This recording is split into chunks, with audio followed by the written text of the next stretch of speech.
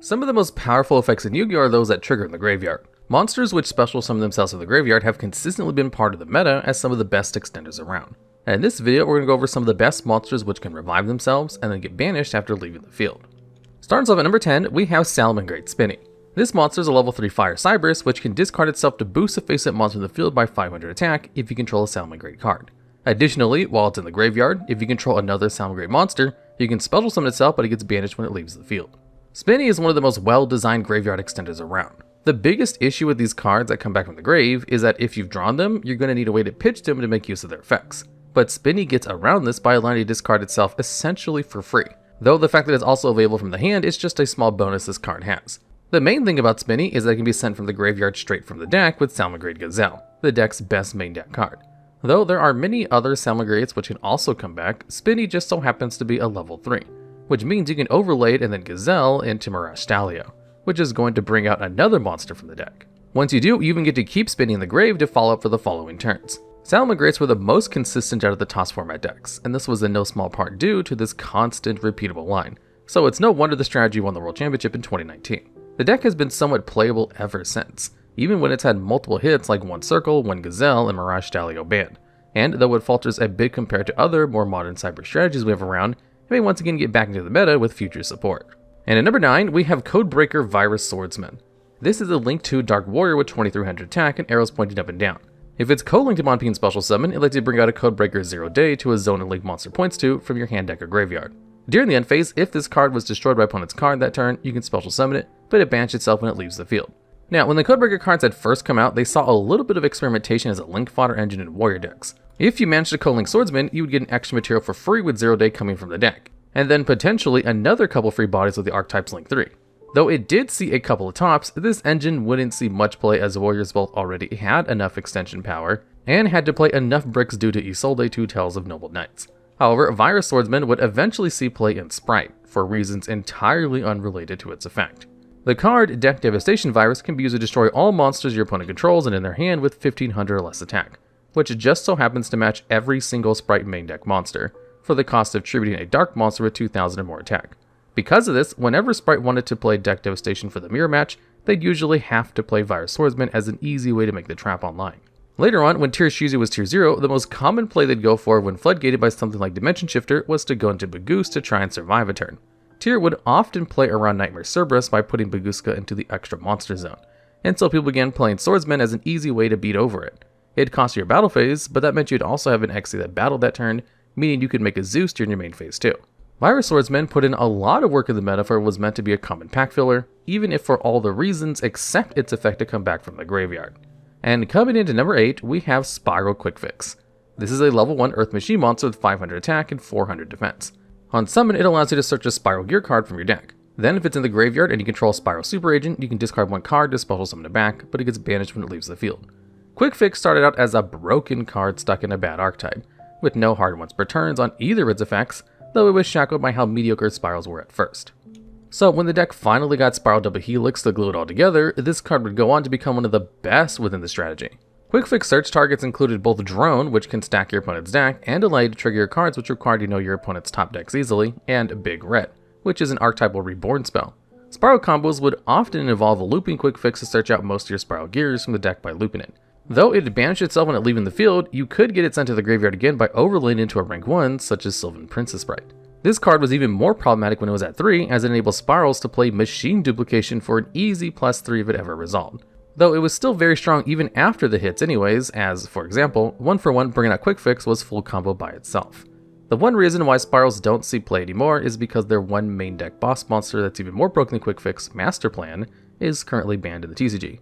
Nonetheless, the deck lives to this day as a rogue option in the OCG and Master Duel formats, as their ban list has been softer on the deck, and there's no doubt that it'd come back to the West if the TCG did the same. And coming to number 7, we have DD Lamia, a level 1 Dark Fiend tuner monster. If it's in your hand or graveyard, you can pitch a DD or Dark Contract card from your field or hand to the graveyard to special summon it, but it gets banished when it leaves the field, and this is a hard one per turn. Back in 2016, DDD began to see quite a fair bit of success over in the OCG.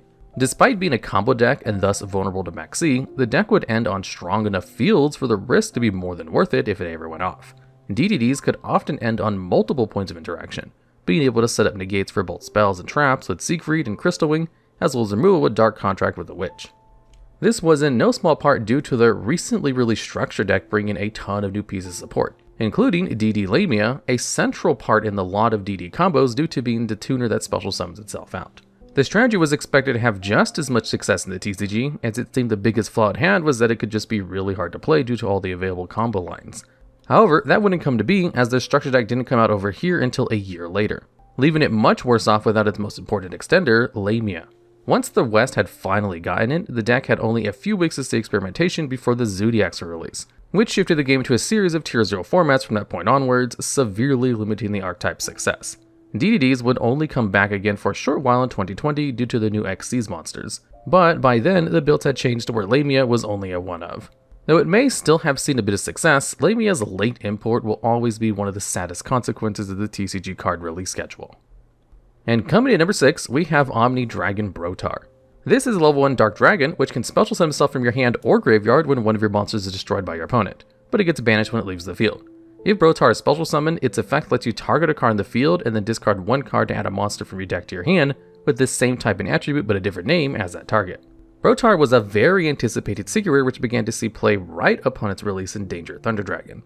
Though its effect to bring itself back when a card you control is destroyed can come up either in a grind game or when getting hit by a Ghost Ogre, Brotaur was more often than not brought out to the field with Yugioh. This card does have the potential to search any monster in your deck, but it's usually at its strongest when you want to search a Dark Dragon, as you can just target Brotaur itself with his effect and grab it with a little prior setup. This fit perfectly in Danger Thunder Dragon, as one of the biggest combos the deck had was Chaos Dragon Levianeer, which did everything for this strategy.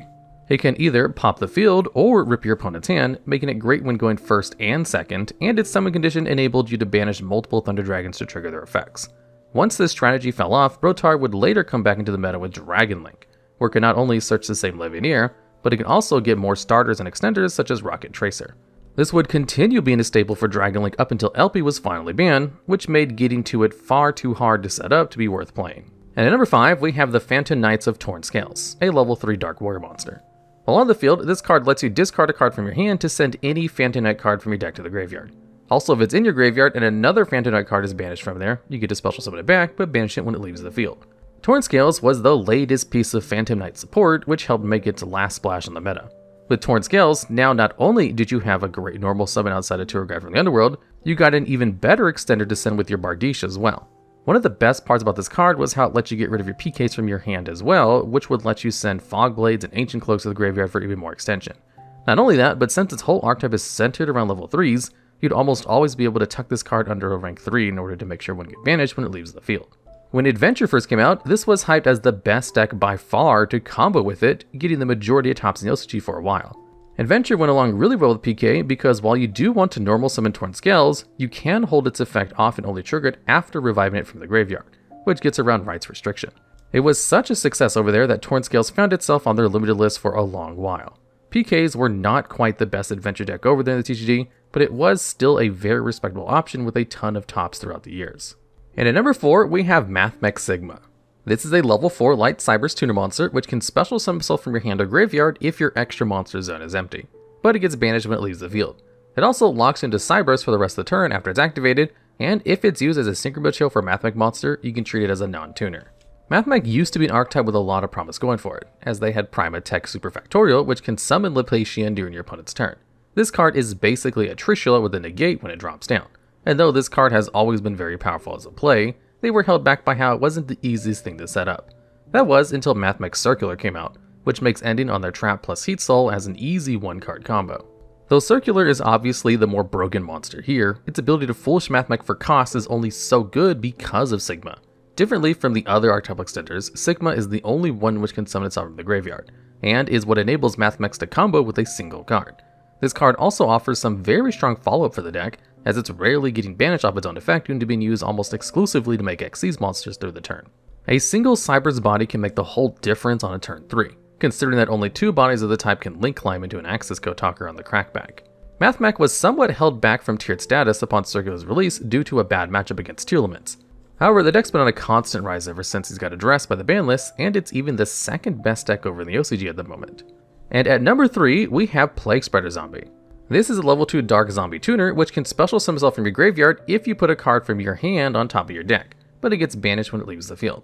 Plaguespreader Zombie was one of the first tuners to be released in the game, having come out in the second set after the release of Synchron monsters. And it set up a standard for tuners that special summon themselves that wouldn't be matched until several years later. It was played in several single strategies as a way to get a tuner without having to spend your normal summon. Plaguespreader was first a staple in Teledad, as it doubled as a way to manipulate the amount of darks in your graveyard. From there on, it became the only single access of Lightsworns, a deck filled with mill effects, which could often get Plaguespreader in the graveyard for free. This card found itself a place in a lot of Synchro-based decks, and though it began to fall off after the end of the Synchro era, it'd come back again as a staple with the release of that Grasslick Screener, which allowed players to mill a huge portion of the deck. After that card was banned, this card's perk of being a low-level tuner which came back from the graveyard would be explored to their full potential once Crystron Hulky-Fibrax did the TCG. Plaguespreader was both a great target to bring out with Hulk, as well as an easy way to get into Hulk itself, making it a great combo enabler, though it was initially outclassed by another card on this list. The strongest line involving this card was in Punk Therion, which would use as one of the materials to summon Hot Red Dragon Arcfiend King Calamity during your opponent's turn, which would lock them out of the game completely. No other card in here has seen as much play throughout the years as Plaguespreader, though it loses out on raw power level to the following spots on this list. And at number 2, we have Tearlaments Reinoheart.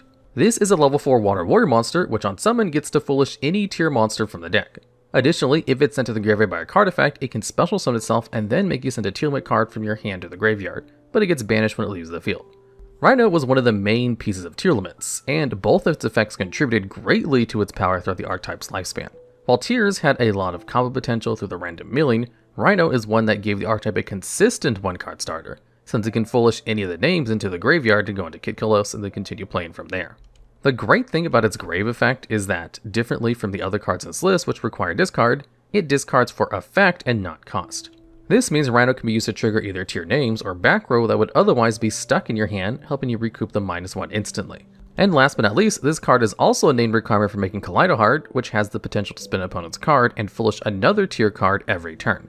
Rhino being a level 4 is what enabled the deck to be so good on ending on threats such as Redoer and Dweller, which would also prevent Rhino from getting banished when leaving the field. Though the deck has gotten hit pretty severely by the ban list, that's only due to the immense impact it once had on the game, being the main component of a tier 0 threat when combined with the Ishizus. Although tiers aren't much more than a rogue option now, Rhino remains a guaranteed 3 of in that deck, even if only because most of the names have been put on the ban list. And finally at number 1, we have Jet Synchron.